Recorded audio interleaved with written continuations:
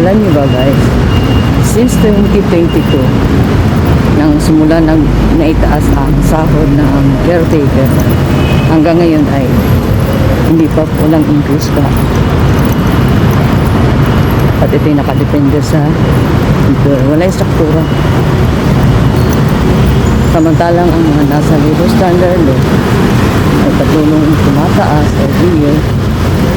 Tapos ang mga health card namin, health insurance, is every year din tumataas. Sahod naman hindi. So sana guys. Tapos dami pang mga kunog na mga sa social media na kesyo cheap labor daw ang mga caretaker.